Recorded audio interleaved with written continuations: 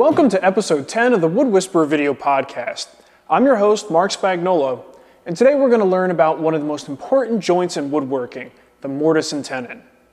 Now the mortise and tenon joint is one of the strongest joints in woodworking, and it's a joint that you should probably master if you want to make high quality furniture.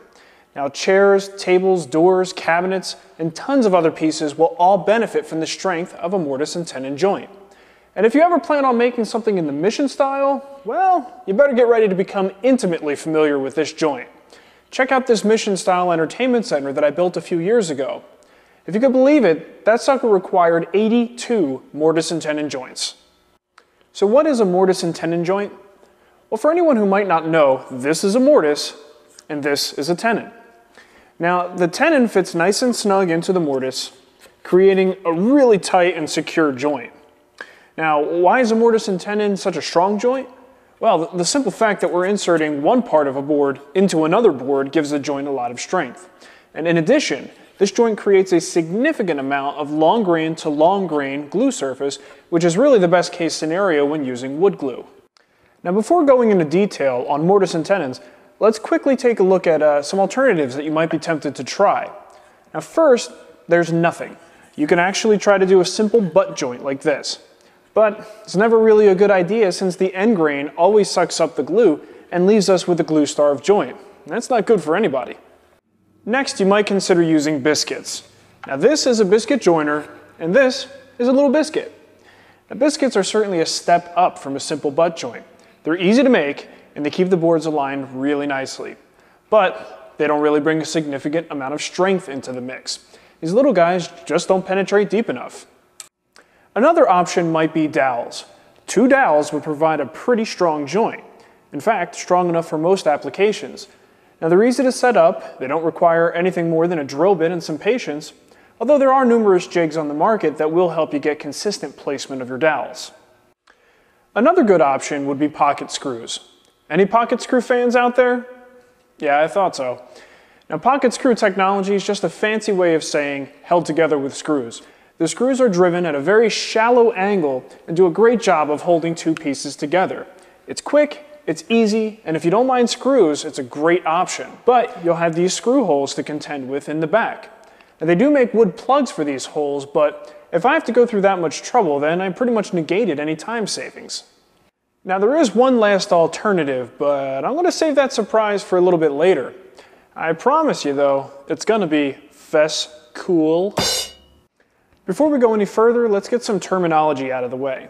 Now, this area here that runs parallel with the face of the board, that's known as the cheek. Okay, the lip that surrounds the actual tenon all the way around the board, that's known as the shoulder. So what do we start with first, the mortise or the tenon? And personally, I prefer to cut my mortises first. The primary reason for this is that the mortise is cut by something that's a constant size, either a router bit or a hollow chisel mortising bit, and it can be tricky to make the necessary fine adjustments to match that up to a tenon. Now the way a tenon is made, on the other hand, allows for exact measurements and slight adjustments, so we can really sneak up on the measurement by cutting a little bit at a time and test fitting. As a rule of thumb, tenons should be made about 1/2 the thickness of the board. So in the case of a 3/4 inch piece of wood, the tenon should be made about 3/8 of an inch thick. Now the rule of thumb for tenon length should be about 4 to 5 times the thickness of the tenon. Again, for a 3/4 inch thick workpiece with a 3/8 inch tenon, the length would be between 1.5 and 1 7/8 inches long. And this measurement also depends greatly on the piece that we're gluing our tenon into. There are a number of ways to make a mortise. Now, this is pretty much the way that it used to be done. You could even use a drill press and a Forstner bit to hog out most of the material and chisel away the rest. Well, I could use my feet to go down the road like Fred Flintstone in my car if I wanted to, but sometimes you just need to take advantage of technology.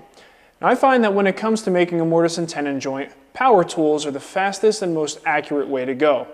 That doesn't mean that you shouldn't learn to do this process with hand tools. In fact, practicing some of these classic techniques is a great way to improve your manual dexterity and confidence with hand tools. Most of you probably own a router, so this particular method is likely to be the most feasible option for you. Now, I prefer to use an up spiral straight bit for creating my mortises. An up spiral bit gives us more efficient cut because it pushes the wood chips up and out of the hole. The disadvantage is that the up spiral bit may also tear out some of the wood fibers near the top of the mortise. But with a good sharp bit, this usually isn't a problem. And even if there is a little bit of tear out, it'll most likely be covered by the shoulder of the tenon. Now you can use a down spiral bit if you have one, but they're better suited for shallow holes. Now I actually need to get a new up spiral bit, so I'm going to use my standard straight bit for now. Alright, let's set up for our mortise cut. I begin by attaching an edge guide to the router base. Using double stick tape, I attach a second board to the mortise board. This gives my router the extra support that it needs to stay balanced and safe. I then clamp the boards between two dogs on my workbench. After marking the location of the mortise using a pencil and a straight edge, I carefully set the straight bit right to the pencil line. After bringing the bit down to the surface of the wood, I use the built-in depth gauge and stop to set the plunge depth. With safety gear on and the dust extractor attached, it's time to start routing. Now if the depth of the mortise is greater than 3/4 of an inch, you may want to consider making a cut in 2 passes.